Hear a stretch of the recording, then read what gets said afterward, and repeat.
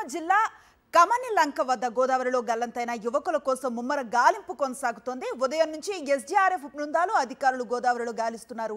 యువకులు మునిగిన చోటుకు బోట్లతో వెళ్లి వారి జాడ కోసం ప్రయత్నిస్తున్నారు. శుభకార్యానికి వచ్చిన వారిలో 11 మందిలో 8 మంది గల్లంతయ్యారు. ఇప్పటివరకు 5 మృతదేహాలు లభ్యమయ్యాయి.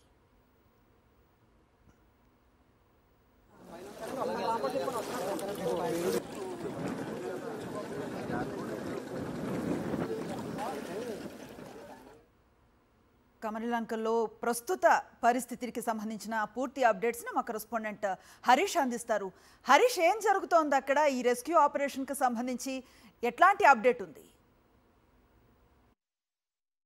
ఏదైతే కమనిలంక గ్రామంలో నిన్న స్నానానికి దిగిన 11 మంది యువకుల్లో 8 మంది గల్లంతైన ప్రాంతం ఇది.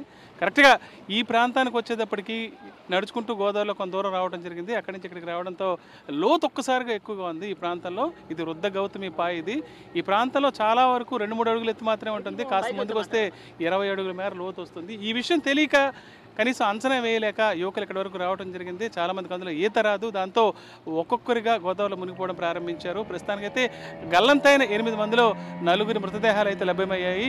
ఈ రెస్క్యూ ఆపరేషన్ అయితే ఇంకా కొనసాగుతుంది. ఒకవైపు ఎస్డీఆర్ఎఫ్ నిరంతరాయంగా ఈ గాలింపు చర్యలు అయితే చేపడుతుంది.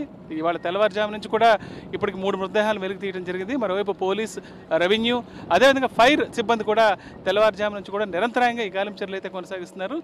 ఈ ప్రాంతంలోనే చాలా వడి కూడా ఎక్కువగా ఉంటుంది గోదావరికి. ఇది గోదావరి పాయ అయినా సరే 2 లంక ప్రాంతాలు, ఒకవైపు గురజాపు లంక, అదేవిధంగా మరోవైపు కమనిలంక ఉంటుంది. 2 నియోజకవర్గాల పరిధిలో ఉన్న 2 ప్రాంతాలు ఇవి. ఒక ప్రాంతం నుంచి ఇంకో ప్రాంతానికి వెళ్ళడానికి కనీసం గోదావరిలో నిత్యం బోట్లు ప్రయాణిస్తూ ఉంటాయి. ఒక ప్రాంతం నుంచి ఇంకో ప్రాంతానికి వెళ్తారు. ఇక్కడ వడి చూస్తున్నాము, మొత్తం బోట్ కదిలిపోయే పరిస్థితుంది. ఈ ప్రాంతానికి వచ్చి వాళ్ళు మునిగిపోవడం జరిగింది. ఇప్పటిదాకా ఇంకో 4 ఆచూకీ అయితే తెలియలేదు. దాని గురించి అయితే విస్తృతంగా గాలింపు చర్యలు అయితే ప్రారంభిస్తున్నారు. ఒకవైపు డ్రోన్లు కూడా ఉపయోగించి వారి ఆచూకీ కనుక్కునే ప్రయత్నం చేస్తున్నారు. మరోవైపు స్పీడ్ బోట్లు కూడా ఉపయోగిస్తున్నారు. ఎస్డీఆర్ఎఫ్ బృందాలు 4 బృందాలు నిరంతరంగా పనిచేస్తున్నాయి. దీంతోపాటు స్థానికులు కూడా బోట్లతో ఈ గాలింపు చర్యలు అయితే ప్రస్తుతం కొనసాగిస్తున్నారు. అధికారులు నిరంతరం పర్యవేక్షణ అయితే చేస్తున్నారు. ప్రస్తుతానికి 4 మృతదేహాలు మాత్రమే లభ్యమయ్యాయి. వీరిని ముమ్మడివరం ప్రభుత్వ ఆసుపత్రికి అయితే అక్కడికి తరలించారు. బంధువుల పరిస్థితి అయితే కొద్దిగా విషాదం చోటు చేసుకుంది చుట్టుపక్కల గ్రామాల్లో. ఎందుకంటే వీళ్ళు ఈ ప్రాంతానికి సంబంధించిన వాళ్ళు కాదు. కాకినాడ, మండపేట, ఇతర ప్రాంతాల నుంచి ఇక్కడికి వచ్చి కేవలం గోదావరిలో స్నానాని కోసం దిగారు. పక్కనే ఉన్న సేరిలంకలో శుభకార్యానికి వచ్చి ఇక్కడ స్నానానికి దిగి మునిగిపోవడం జరిగింది. దీంతో వీళ్ళ కోసం ఈ గాలింపు చర్యలు అయితే కొనసాగుతున్నాయి. ప్రస్తుతం అధికారులు నిరంతరంగా మానిటరింగ్ చేస్తున్నారు 4 మృతదేహాల కోసం. ఎస్డీఆర్ఎఫ్ బృందాలు కూడా ఈ 4 బోట్లలో గాలిస్తున్నాయి. ఇవాళ సాయంత్రం వరకు కూడా ఇదే పరిస్థితి కొనసాగనుంది. కంటిన్యూగా ఈ గాలింపు చర్యలు అయితే కొనసాగిస్తామని అధికారులు అయితే చెప్తున్నారు. కమనిలంక గ్రామం నుంచి Vijay Harish for Sakshi news.